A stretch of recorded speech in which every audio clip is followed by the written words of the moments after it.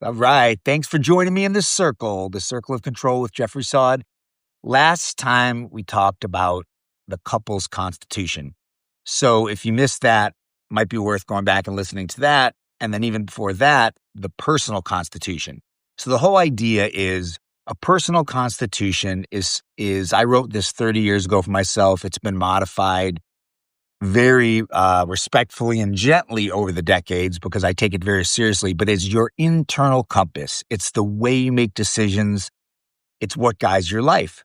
So you have this wonderful constitution, and I really believe it's how my dreams have come true. It's like I look back at it and I'm like, that's been my way to make decisions. Otherwise, you're making decisions in the moment, personally and professionally, based on whatever you're feeling at the moment, which is not quite as reliable as having something consistent that you've thought about that you believe in. So with a couple's constitution, I'm realizing more than ever how important that is. There's a woman at the gym. Just this morning I saw her, and she's awesome, full of energy, always talking to everybody. But I said to her, hey, how's the empty nest going? Because her last son just went to college. And, she hasn't spoken to her husband in a week. They don't talk. They're really not in a good place. And it just raises again the importance of this such basic concept that yet oftentimes isn't executed or is missed or is kind of lost in the craziness of life. This joint communication of what you agree on and how you want to live your lives. And not talking for a week is obviously not going to solve anything. And that's the interesting thing, right? It's like I've said many times, this woman, psychiatrist, famous, or therapist said, you have two choices: get married 3 times or evolve 3 times, because the person that you're the wild, young, childless couple with out partying is a very different person than the parent, which is then again a different person than riding off into the sunset when your hip hurts and your leg hurts and you don't have the same kind of energy, right? You want to be good for yourself and for each other through all of those chapters. So whether you're just about to get married, or whether you're never going to get married, but you found your person, or whether you're in the middle of those chapters, or whether you're really struggling at the end of, the last chapter, consider doing this couple's constitution. So last time we talked all about why and what it is and everything. This time I want to talk about kind of how to set you up for it and how you might be able to do it with your person, the person you dream of. I mean, my wife, the woman of my dreams, I still think she's the sexiest woman on earth. I'm still madly in love with her. She's still my best friend. We still laugh over the stupidest stuff. We still are on the same page about our kids and life and the things that matter. It's a beautiful way to be, and there's no reason we can't all be that way. So the first thing I'd say, in a perfect world, do your personal constitution first. Because if you haven't decided what's most important to you and how you want to live your life, it's going to be that much harder to figure out how to be the best you can be for your person and what you need from them. So, but let's say you haven't done that yet. A few questions just to kind of sit down with each other. And that would be my idea, is that you sit down with each other and you first agree, hey, do we think we need this? Because at the end of the day, I always say, I have no judgment. Thank God everyone's not like me. What a scary world that would be. It's always about waking up and saying, I love my life. I love my partner. I don't need anything, or I need very little. I got this. Perfect. Then you don't need me. Hit stop. But if you feel like, if the two of you say, hey, is this something we could benefit from? Then sit down. And I think first answer these questions either individually or together for yourself. Am I sure that I'm living my most authentic life, doing what I'm meant to do? I can die any day and I won't have regrets of what I was waiting to do.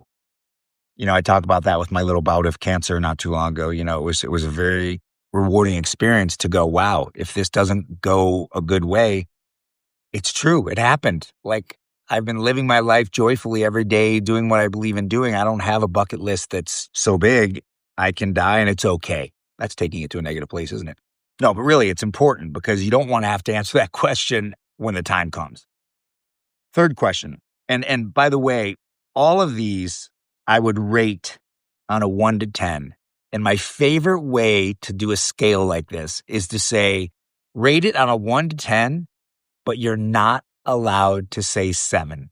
Because 7 is, to me, such a cop-out. I've been guilty of it. Such a cop-out, safe answer. 7, not terrible, not great, just 7. So if you can't say 7, that means it's either an 8, which is pretty good, or a 6, which is not so good. And then that's where the opportunity comes. That's where the learning comes from. So with each of these questions, rate them 1 to 10. You can't say 7. Third question.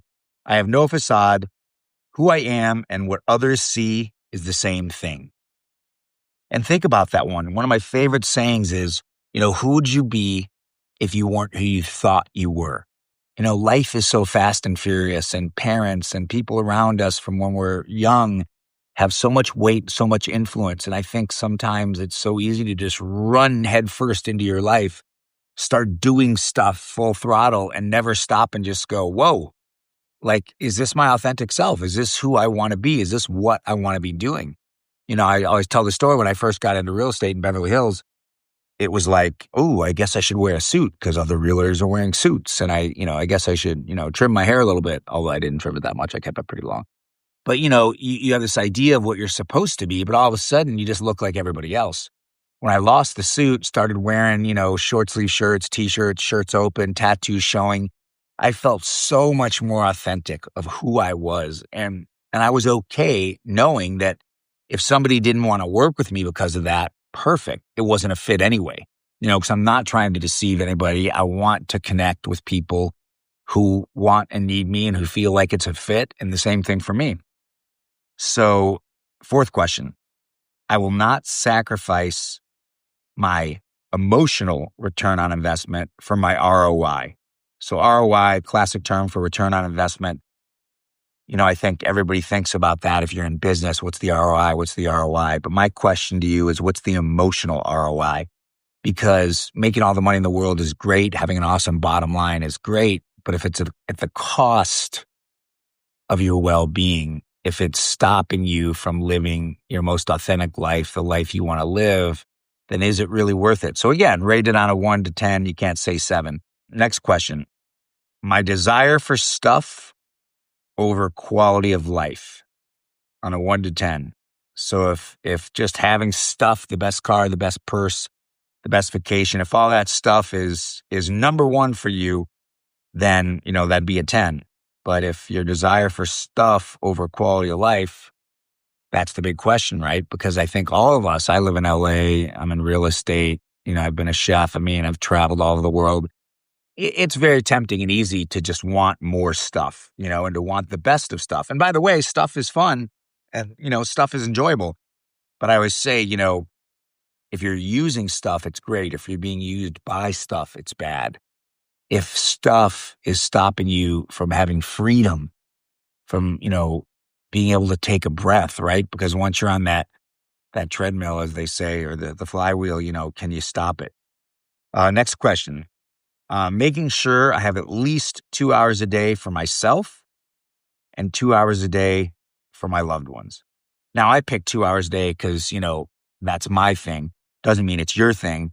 But I think in general, it sets up the framework. And on a 1 to 10, how much do you make the time for those things, right? Because we all say family's most important. We all say, hey, it's good to take care of yourself. I know I need to work out and eat right, have my meditation, have my whatever time it is that's important to you, but do you really do it? Next one, balance in life is the most important thing to me on a 1 to 10. Can't say 7. So again, a lot of these things are cliche, and I find the most fascinating thing to be the cliche things, the obvious things are that way for a reason. They work and the most valuable. But we're always looking for the harder way to do things because it just feels more intelligent, the more complicated way, add more steps.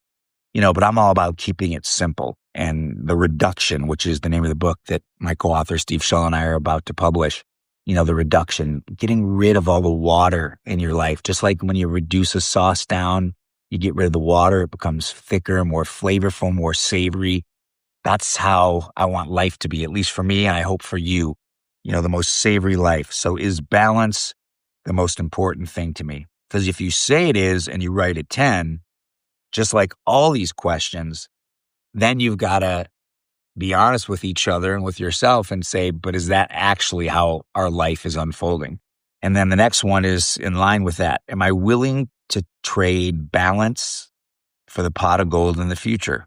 So that's just kind of like doubling down on that same question. Am I willing to trade balance for the pot of gold in the future? And if you are, and that's your thing, and that's how you get the most joy, and that's who you want to be, then hell yeah, put a 10, and that's great.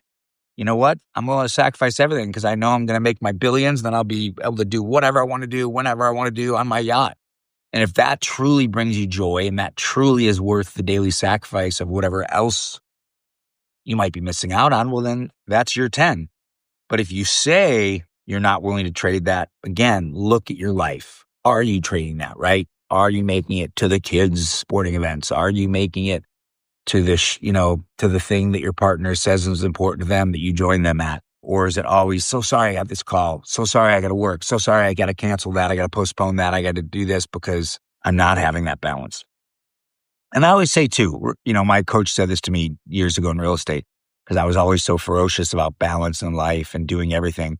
Sometimes balance is being out of balance, and that's okay. Accepting that you'll be out of balance, but it should be the exception, right? If you're out of balance every other day or even, multiple times a week, then no longer is an exception. You're just not sticking to what you believe was a balanced life. So think seriously about that. Another one, the enjoyment of the journey is more important than the desired result. So the opposite of the last question. On a 1 to 10, the enjoyment of the journey is more important than the desired result. And that's me for sure. Like, I smile huge. And, one of the most cherished periods was when my restaurant failed miserably, in Studio City about 10 years ago. And when I look back, I just smile because the journey was great. I loved building a team. I loved getting in the kitchen, doing my specials and creating the menus and waiting on people and spreading joy throughout the restaurant. And then as my wife woke me up one night during the restaurant, and when I walked up to her and I said, "Isn't this great?" And she said, "No, we're losing our asses. This is not great." But for me, the journey was so great that, I wasn't focused on the fact that it wasn't successful. So I needed her. Thank you, Nadia. And it was time to move on from that chapter. But I have a life. I'm 58 years old, almost 59 in May. And I have a life of no regrets because I've loved the journey. And to me, that's an important thing. Like, this is all we got. We got one life. And more importantly, we have one day, today. That's all we ever have. If you had a choice between listening to my podcast every day or reading The Power of Now and making it your Bible, if you could only do one of those, I'd say read The Power of Now and make it your Bible. Because at the end of the day, that book sums it up. I mean, it's all about today. You never had a yesterday and you'll never have a tomorrow. All you ever have is today. And that's where life unfolds. I always say I never have more than one thing to do, the thing in front of me. I never have more than one person to think about, the person in front of me. I only have the work that's right in front of me. I don't get overwhelmed with what I have to do in the next 2 days, the next week, the next year, because I know that if I just do what's right in front of me really well, with all my heart and soul, with the client's best interest in mind, it's all going to work out. So answering those individually and or together, I think will be a really great base for you because those answers should help kind of dictate what this couple's constitution will look like. And if this is appealing to you and you haven't hit stop yet, going back and doing your own personal constitution separately first is really the best idea, because then you're going to bring, without the influence of your partner, you're going to bring your true self to the table, your personal constitution. Because if you have a personal constitution and they have a personal constitution and they're vastly different, that doesn't mean you can't be together and be happily ever after, but it does mean you've got some work to do to find out how you both get to live the life you want to live and still be an amazing couple. As my daughter always says, 1 + 1 is 3. That's what a relationship should look like. You each have your own awesome life, and the two of you together create something even bigger and better. Not just an endless, trade-off sacrifice to each other, but a joyful reunion of what matters to both of you. So once you've got all that, then in our book, we break it down into categories, right? The categories that seem obvious that affect most of us by all means. You may have your own different categories and that's great too. But just to get you thinking, write these down: mind, time, relationships/children, money, work, self-care, and fun. And again, delete some categories, add some categories. It's up to you. But typically, these are all the different things that obviously make up life and that will affect, your relationship. So the first one is mind. And that, please read our book, The Reduction, as soon as it comes out. But that's all about starting with, what's your mindset going to be and how are you going to show up each day as your best self? And, kind of having a little bit of that conversation with each other and outlining, what that should look like is valuable. For example, with Nadia and I under mind. And again, we haven't actually done this written couples constitution. So I'm going to end up, probably doing it with you. Although Nadia and I, after 30 some years together, I think we're blessed that we got there the hard way, which is what I talk about in the previous episode. You have two choices. You can do this together now while you're still happy, or you can get to a very scary place, which is what happened to Nadia and I, and then pick up the pieces and do this. And so we've done it naturally over time, which is what most couples do. You either figure this out without actually knowing you're doing it, or you end up not happy. And I think a vast amount of couples, and I'd love your feedback on this. Tell me you're crazy.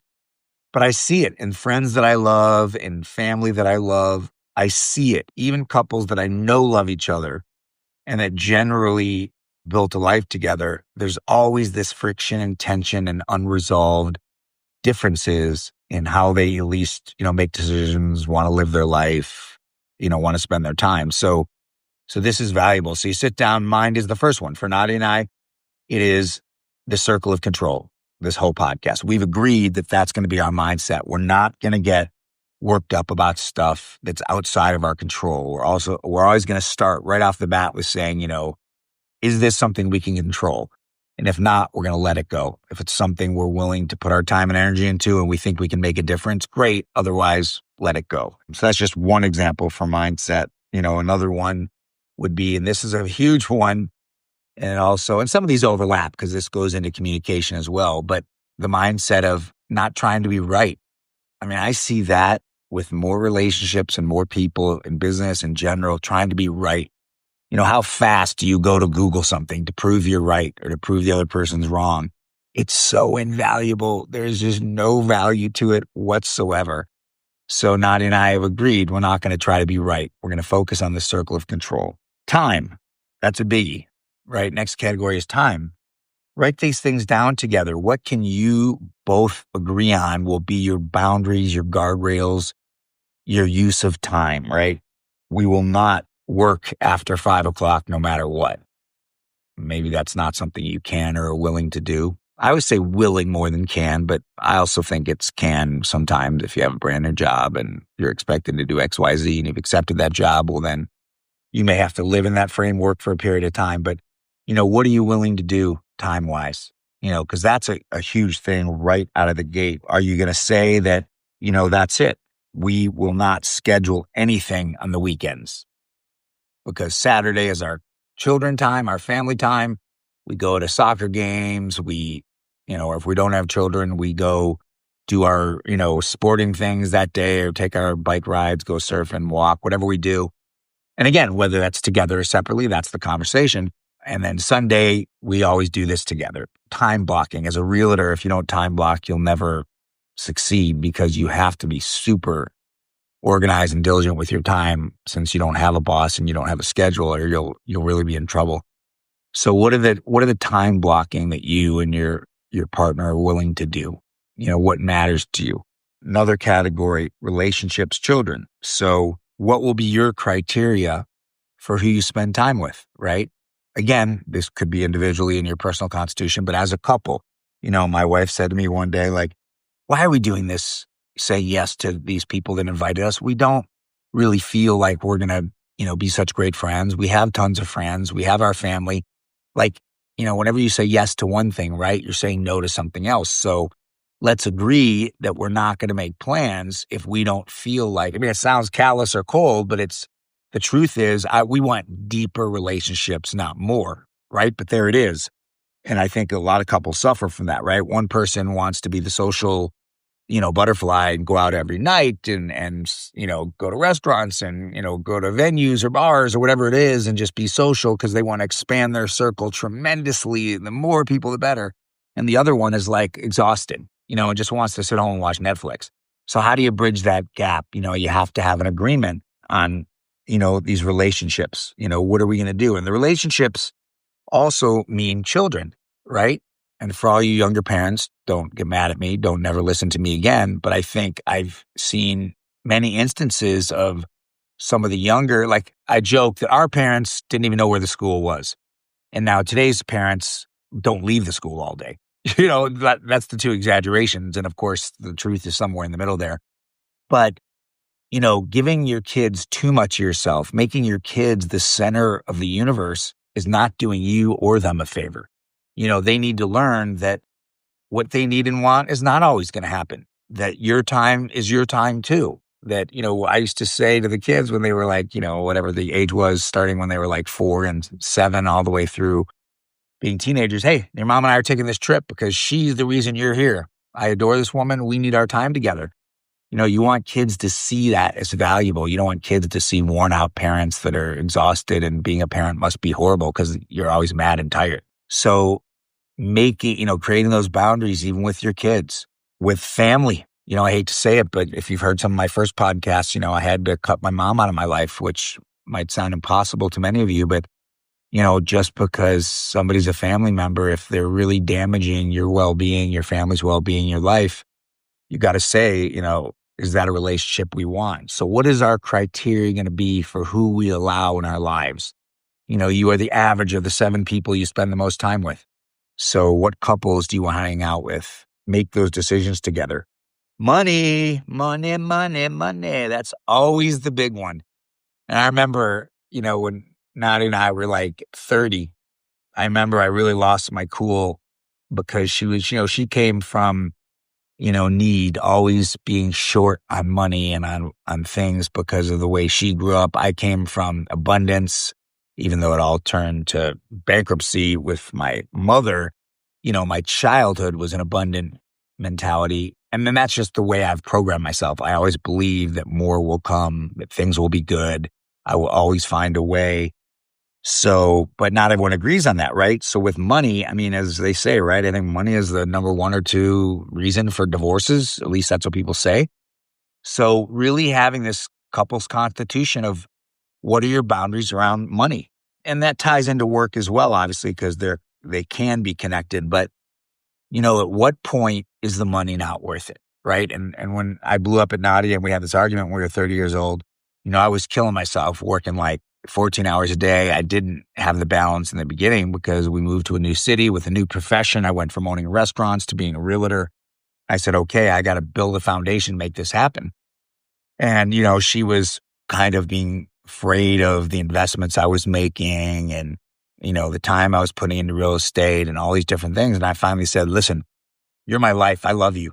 Tell me right now you're happy in a 1-bedroom apartment and, taking a 1-week vacation to, somewhere in the States every year and living a very modest life, but we'll be together most of the time and with no stress, or at least a different kind of stress maybe. If that's what you want, I'll do it. But if that's not what you want, because what I hear you telling me you want is, hey, we want all these great things. We want to travel the world. We want to provide these things for our kids. We want this kind of a house.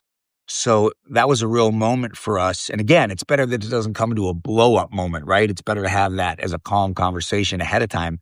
But where's the trade-off? Where do we draw the line? And for example, right now at 58 years old, we draw the line at freedom. We value freedom more than anything else. So, we're not going to spend money on a bigger house, a better house, a bigger, better car, because we feel like we'd rather have the freedom of that money in the bank to take, the 2 months off we took this summer and that kind of thing. So really having a conversation around money and how you can be on the same page. Same thing with work. Work's the next one. Are you both okay being workaholics? Is it okay for just one of you to be a workaholic and one to stay at home? Who's the one that's going to stay at home? If that's your plan with kids, right? What have the honest, open conversation. What does that look like? And maybe it's okay if it's in phases. Hey, we just started this new business, so we know we're going to have to double down. We both agree we're throwing everything out the window besides work for the next, 8 months because we got to get this business up and running or whatever it is, but be on the same page. Otherwise, you'll slowly fade away and one of you will somehow always be working and the other one will be disappointed and grateful that you're bringing in the money, but not really that happy. And then they start to fade and spend more time with other friends. And next thing you know, you barely know each other, like this woman at the gym where they're not even speaking. So having those conversations, self-care, that goes in the personal constitution for sure, but it's also part of the couple's constitution. What do I need to know about what you need so that you can have your self-care? For Nadia, my wife, having a lot of alone time is really important for her self-care.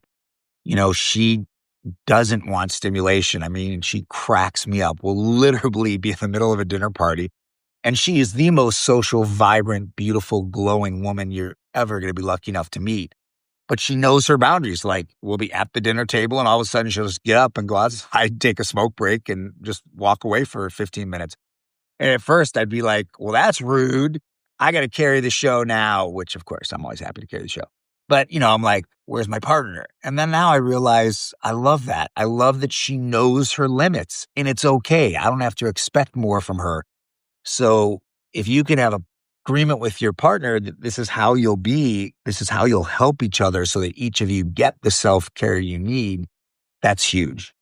And then the last category is fun. It's amazing. We talk about this in our book. I mean, I live for fun. I think a lot of people miss out on a lot of fun because they either A, think they don't deserve it, or B, it's viewed as almost a negative thing. Well, like, no, I should be working. Like, it's amazing how many people, especially realtors, don't want to say they're on vacation or don't want to say they just took a Tuesday afternoon off to go to the beach. They feel like it makes them bad. Like, I can't say that. I need to be working. So really saying to yourselves, what's our definition of fun? And again, it's only for you to decide, but does it mean literally, going to parties and laughing and dancing? Does it mean just taking long walks on the beach and, joking with each other? Does it, what is your definition of fun? But we need fun in life. If you stop having fun, what is the point? And that's what I love about kids. You always look at kids, especially little kids, and they get it. Fun is the default. Joking around, laughing, being silly is the default. And if we lose that, I think we lose a lot. So that is kind of a framework for you. I'd love any feedback on this. If this is resonating and what would be helpful, I'm going to keep building this out. And Steve and I are going to even start doing workshops and coming up with like forms that are really helpful to build out this constitution. Because if you've got a constitution, you've got a way to live that you believe in. And if you got a way to live that you believe in individually and as a couple, you're golden. Have a beautiful day in the circle. I hope that helps. I hope that makes your life just a teeny bit better. Cheers.